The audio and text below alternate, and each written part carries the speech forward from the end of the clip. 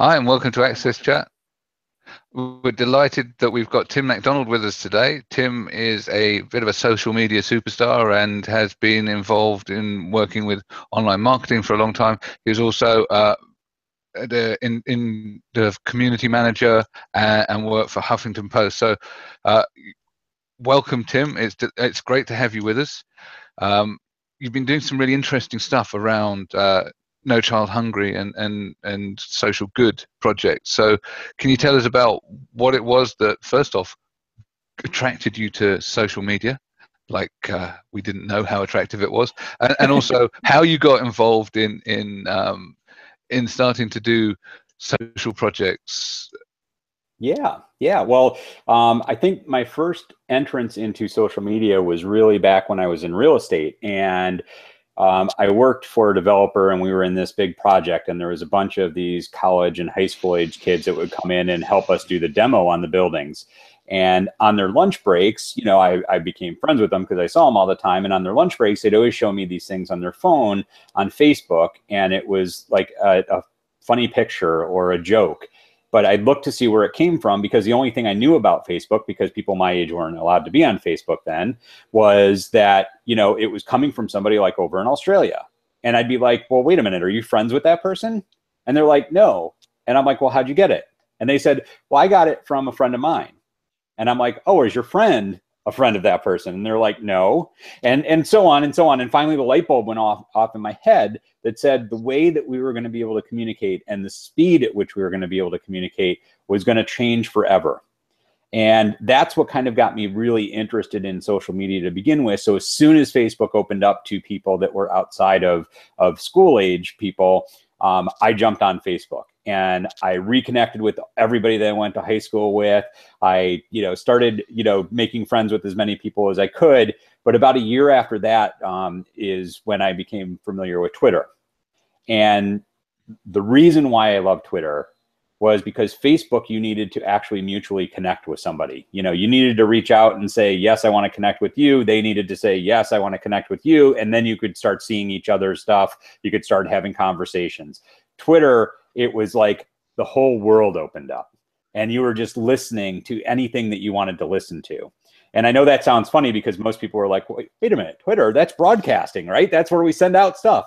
But I used it more as like actually listening to what people were saying. And that helped connect me with so many different people, especially when I was in the Chicago area, that I never would have met before. And connections, and we were just talking before we went live about how Antonio and I met and, on social media. And it's just, that's one story of probably thousands and thousands of connections that I've made via using social media. But that propelled me into knowing that real estate wasn't what I loved. Connecting with people was what I loved. And so that got me into this thing called community management. And that eventually got me to move to New York to work at Huffington Post. And when I was at Huffington Post, I was speaking at a conference in the restaurant industry down in Dallas.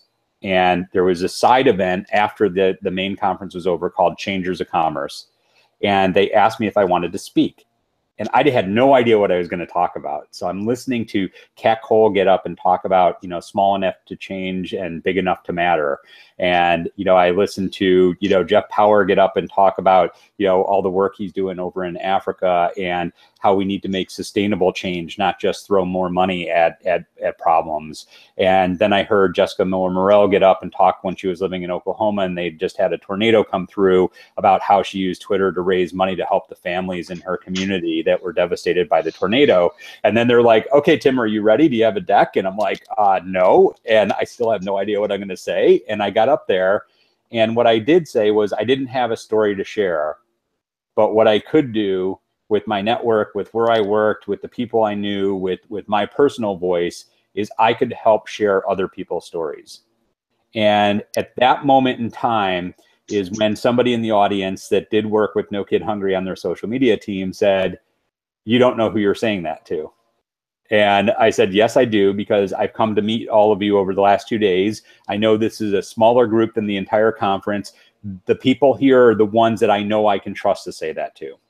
And as soon as I did that, about a month later, when we got back from the conference, I got a call asking me if I wanted to join the No Kid Hungry Social Council. And what I learned was what the organization was. I had heard of it before, but I really learned what it was. I learned that it was really tied into what I cared about, what I was passionate about, which is really helping people. And as a result of that, I just learned that all these things that I had been doing before, helping little people, helping my friends, helping all these different organizations, it was all now funneled, and I had a focus. And so really working with No Kid Hungry has helped provide me with that focus. And more or less, I think the whole thing about community for me is giving people something that all of us as humans want, a sense of belonging. And when I work with No Kid Hungry, I get more people involved with No Kid Hungry because I give them the sense of belonging to that community, to that team, to that movement, to that passion that we want to see childhood hunger end in America. And so for me, it's just been like, I went from just being fascinated by how we communicated to loving connecting with people to using connecting to people to help humanitarian issues. And it's just been a great adventure, and I know one that's not nearly over yet. Thank you. That's fantastic. I also love Twitter, and like you, I came on to listen. I started by wanting to find out what the community that I was developing products for was talking about, and I fell in love with what it was, and the ability to connect with people and have discussions, and effectively the fact that it was like this kind of backdoor 7-8 years ago, and it still works today, but people were you were able to connect with people that normally you would never get past gatekeepers. And Exactly. yet with Twitter, it's like you get direct access, and it was amazing, and it's opened up so many opportunities, and I've met so many wonderful people on the back of engaging on social media. I know Deborah's got questions, so I don't want to hog the mic, so I'm going to hand over to Deborah. Well, I always enjoy listening to you hog the mic because you always make such good points. But Tim, welcome to AXSchat. We were very honored to have you on the program. And I think something that the three of us share with you is we really want to make the world a better place. And social media, of course, can be used for great social good, and can also be used for a lot of naughty things as well. And being a fellow American, you and I have both, along with the rest of the world, witnessed, how it can be used to really make everybody afraid. So as I was, I know that Antonio invited you on the program, and Neil and I thought it was a wonderful idea, but I like how you said, the thing that really speaks to you is helping other people tell their stories. And that's something that really speaks to us. And that's what AXSchat is all about. But how do you, so I know that you really care about No Kid Hungry, and really allowing people to really focus on their lives and how we can improve our lives. But how are you using other mediums to really blend the efforts that you're doing with your social media? And let me say that a little bit better. So I know that you're on Twitter, you're on Facebook, you're on LinkedIn, I'm going to assume, Tim, I don't know if this is true, that you're on Instagram and Pinterest and some of those. And I am also, all three of us are, but I should say all four of us. But how do you use all of those mediums together to help, really, really change the world, which you're doing? Yeah, well, I mean, it's a great question, and one that, I want to preface by saying my answer doesn't mean that anybody else should do it exactly the way I do it, right? Because we're all different, we're all unique, we all have different resources and time available. So I don't want anybody to go, oh yeah, you're on Snapchat, you're on Instagram, you're on Pinterest, you're on LinkedIn, you're on, how am I going to do this? It's overwhelming. Well, don't make it overwhelming. Focus on what it resonates with you. But to answer your question, really what I love doing is looking at the platform for who's on that platform and what's the language that's being used on that platform. And when I say language, it's not, talking, Spanish versus English versus French versus Danish. It's speaking the language of that platform. Before Facebook supported hashtags, I used to hate when people on Twitter posted things to Facebook, because they were talking in a language that most people on Facebook at that time didn't understand what a hashtag was. They didn't understand some of the RTs or the, for retweets or any of this language. And so they were speaking in language that people didn't understand on Facebook. And for me, that was like a no-no. You need to talk to people where they are in the language that they understand. And so if I'm using Instagram, obviously I'm going to use a very much more visual platform. On Snapchat, I try and make it a little bit more playful and a little bit more fun. On LinkedIn, I try and keep it a little bit more professional. But overall, the bottom line to the messaging that I try and put out is I want people to see me for who I am and what I care about. And it's not just to get somebody to think of me in a certain way. It's to let them know that it's okay to be yourself. It's okay to share what you believe in and to put it out there. And so that is, like, I think the most important thing for me is just understanding the platform that you're on and the language that you're using and the medium that you're using to get it out there. Right, I agree, and I think that's a really good point that you brought up. And something that I see is, a lot of people think that social media is a waste of time, or it's all negative, or it's all fear-mongering. And I know, of course, that we can do a lot of really, really great social good on these different mediums. And I personally am not on Snapchat and haven't done that. And you enticed me to want to go out and get on Snapchat, but I'm on a lot of the other mediums. And somebody said this to me. I was recently in Norway, and they said this to me, and I thought, gosh, that's a good point. They said one thing that we see the United States doing, and it's not just the United States, but they were speaking about our political situation, and they said, you only talk to the same side. Deborah, you have a very large following on Twitter, but I would say that probably most of the people following you on Twitter think like you do, and you're not speaking to the other side. And how do we use social media to really speak to the other side, understand where people are coming from, so once again we can have greater social impact? Yeah. Hard question. Yeah, no, it is, but it's really a choice that we all can make, right? It's, I think it's natural that we all gravitate towards people that are like us.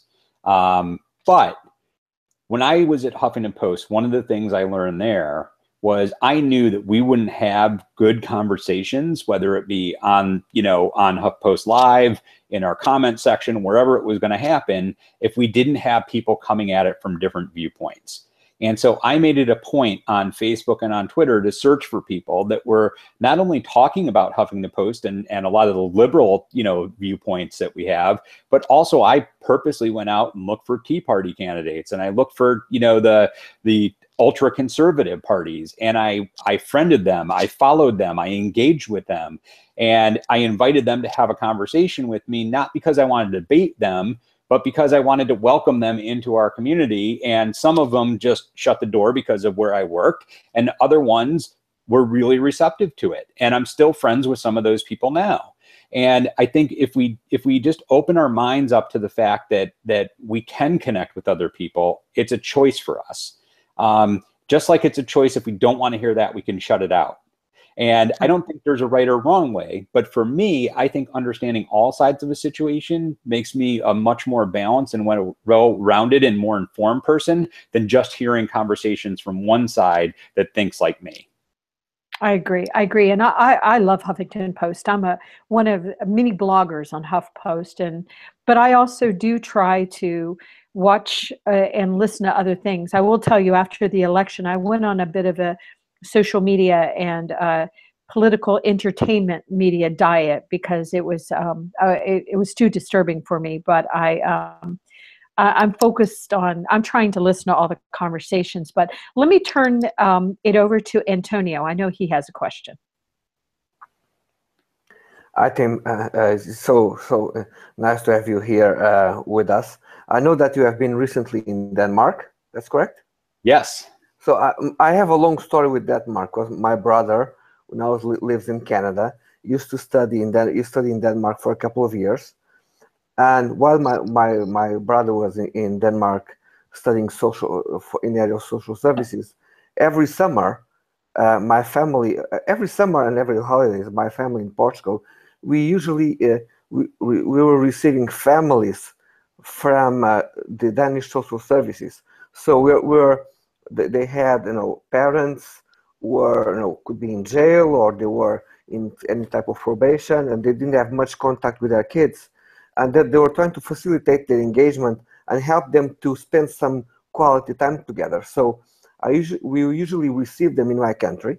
We receive it at home within my family, and they were spending their first family holidays together with us. So I always find very interesting the way how they were working and operating in the area of social and try to take care of this type of families. Can you tell us about your, you have done a lot of work in the United States, and you have been working with some crowdsourcing work in Denmark. Can you tell us a little bit about your Spanish in Denmark? My what in Denmark?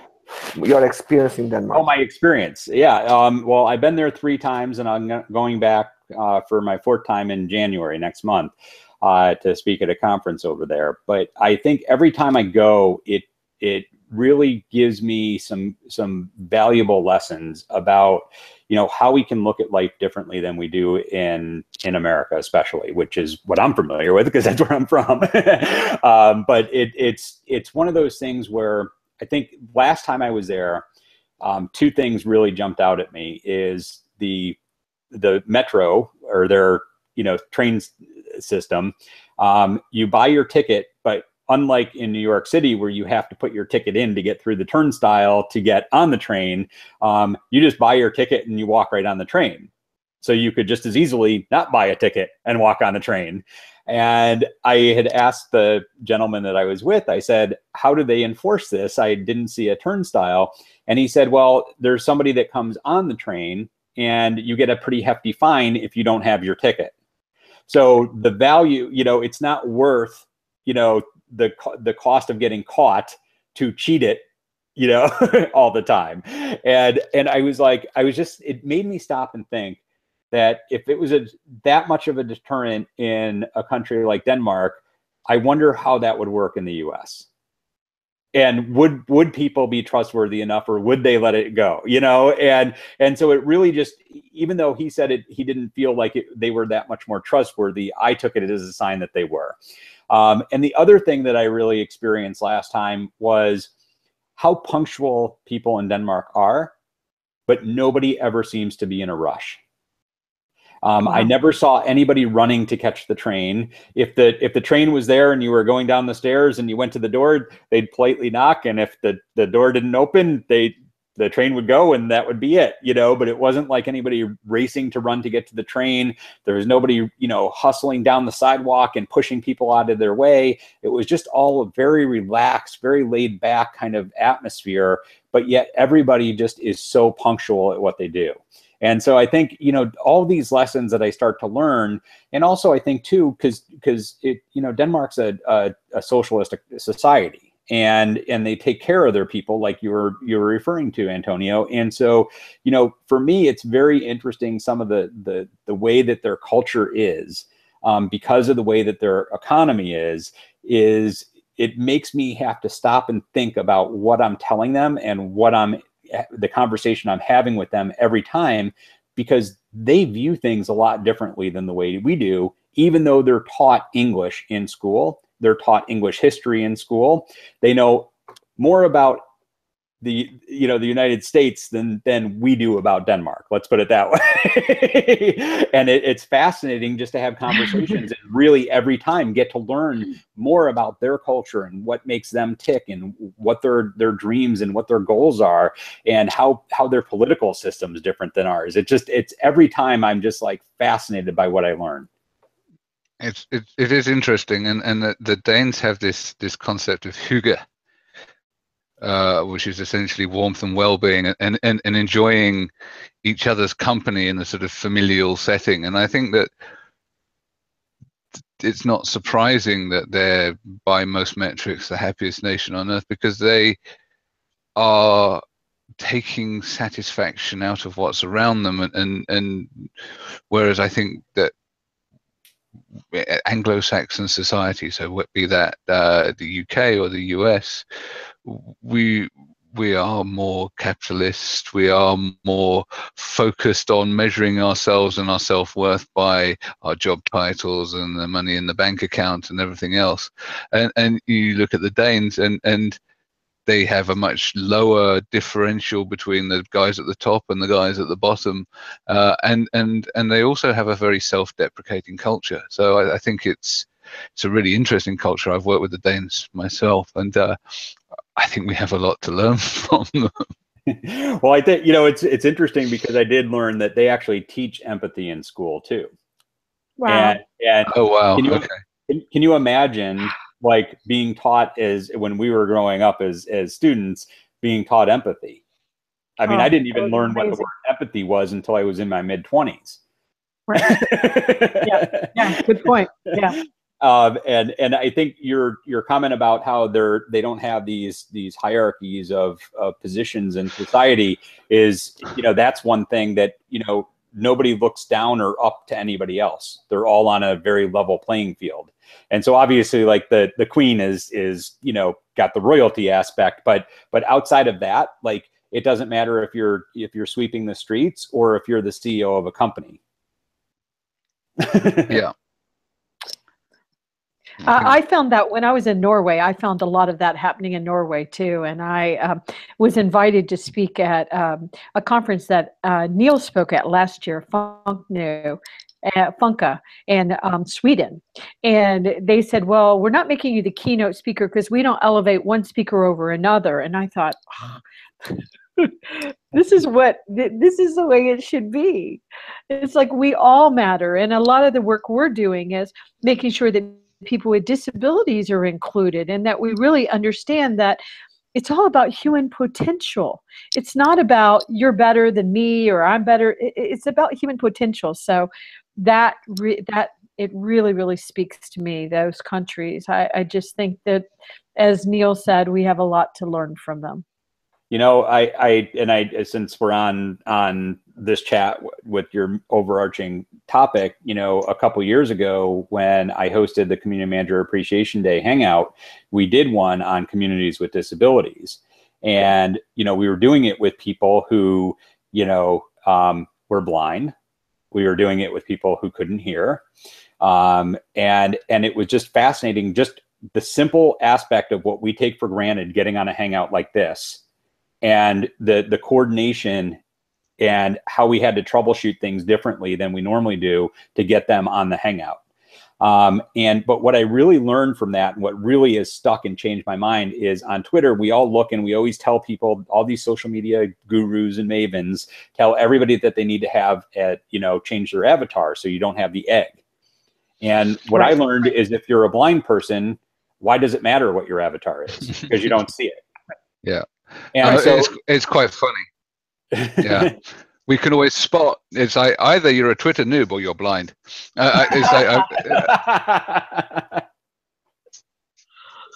And you're not wasting your time with some avatar, Yeah. Yeah. But it really just changed my mind to the initial thing that I always used to think was, oh, you need to get a picture. And now I actually have to stop and read their bio and look at their tweets and see what they're talking about and understand who that person is before I just make a rush decision of who they are.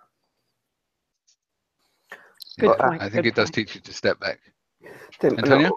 We are in this, we are overloaded with information, coming from all these different sources.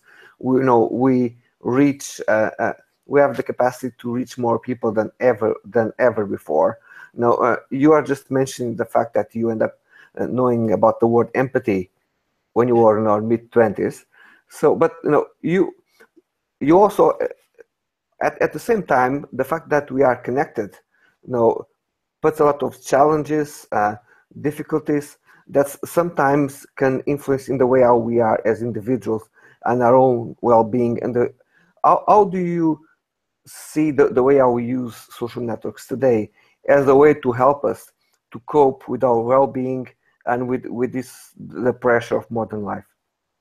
Yeah, well, I think, a lot of times, for me, I found when I've shared my story of some things that have happened to me in my life, and depression and suicide and all these things, is I had other people coming to me now. And when I see other people talking about that, I can privately reach out to them and say, hey, if you need somebody to talk to, I'm just here as a friend. I'm not here as a counselor or providing any professional help, but if you just need somebody to talk to, I know that's sometimes all it takes. And I think for me, that's like the most valuable thing that social media allows us to do. It's actually to be proactive and find the people that are reaching out and crying for help that we normally, don't pay attention to, and really, care about them in a deep way, and let them know that sometimes that's all it takes, is just letting them know that they're not alone. And if you have, a problem or challenge that you're trying to overcome, letting other people know and being open enough and feeling open enough to be able to share some of that, so that somebody else who knows you, that has gone through something similar, can actually reach out to you and help you. I think those are the things that I love about social media. And I think too many people forget that social media doesn't have to be this thing that's all public and broadcast to the world, right? Not everybody wants to share their story about their depression on Facebook or Twitter, or go out and publicize that.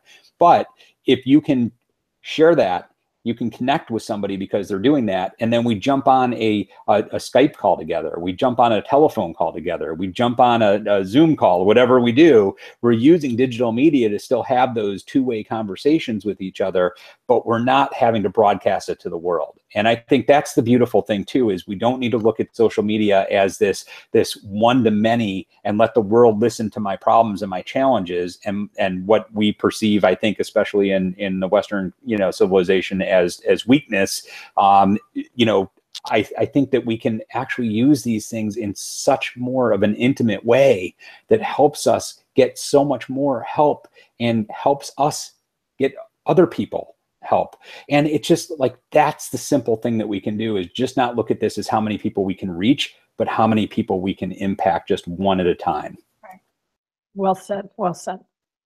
Because I'm sure that sometimes it happens that people that you never had a conversation, in social media, they may end up talking with you offline or face to face and telling you, "Oh, I will listen.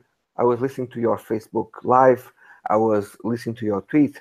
They were not part of that conversation, but they were just there listening and paying attention. It happened to me a few times when somebody made, "Oh, I was listening to your Twitter chat. I enjoyed the questions, but I don't feel, I was just feeling that I was being supported just by the fact that I was able to follow the conversation, but I wouldn't feel enough comfortable to join the group. But I was just happy to see that conversation happening, and I'm sure that happened to you as well." Oh yeah, well, that 1-9-90 rule, right? So 1% are your contributor, or your contributors, 9% are your engagers, and 90% are your lurkers. And the lurkers are exactly those people, right? They're reading what they're listening, they're paying attention to what you're saying, but they may not ever raise their hand and let you know that. And I always say, Antonio, when somebody actually raises their hand and lets you know the impact or what that meant to them when you shared something, that's the greatest gift that you can ever receive.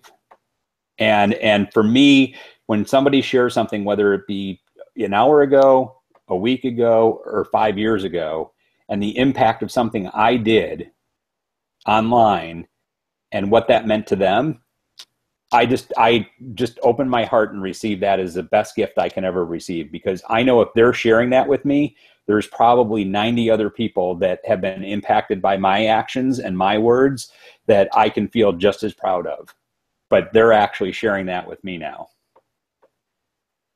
I think that's really important, and we know that there is a lot of stigma attached with disability, particularly hidden disability, and even more so with mental health issues. So I know that Deborah and I have talked previously about mental health issues, and it's harder for me, or if I felt it was harder for me to talk about that than it was to talk about my dyslexia. And what we want to do with AXSchat, and what we hope and we see happening on social media, is that these conversations, like you say,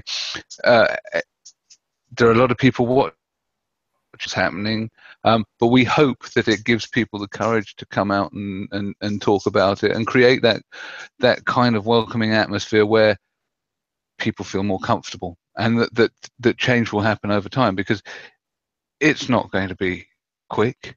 You don't bring about cultural change overnight. It's a long, slow process, but the more people can talk about it and can be positive and talk about the positive impacts of community, because it is a caring community that we've created, and you're right, it's a wonderful thing to see, because what we now see is actually we set this thing up and now it's got a life of its own. There are people out there within our community helping each other, and that is superb, because what we see now is we've got people from the deaf community helping people from the blind community and learning from each other, and these are communities that never talked to each other before. Yeah, they had disabilities. They were living within their own filter bubble, and what we've done, or what the outcome of AXSchat has been, because it's not just we've done, it's everyone that participates, has been that people are now talking across the boundaries and helping each other, and it's really gratifying to see. And likewise, people are sort of tweeting stuff and sharing stuff that's happened maybe weeks, months beforehand, and yeah, you're right. It feels really nice, and it's not really about ego. It's about the fact that you want to do something good. I know Deborah's got a quick follow-up comment before we close, because I think we're pretty much on time. But I'll hand over. And I would Deborah. just say another thing. I know I have talked before about depression. It's something that I am, just part of who I am. And sometimes when I'm getting in a dark place, and it tends to get worse in the winter when the light isn't as bright and stuff. Oh, yeah. But sometimes I won't participate in a conversation, but I'll just watch it and see the thread and see somebody that's experiencing something that I'm experiencing. And it gives me hope, and it gives me comfort to know that I'm just not this broken human being so I think sometimes we is not engaging as we're saying in this conversation.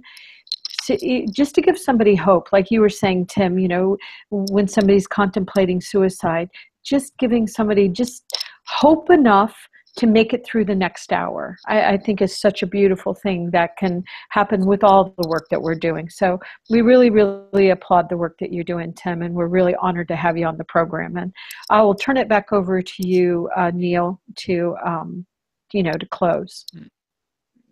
To close out, well, thank you.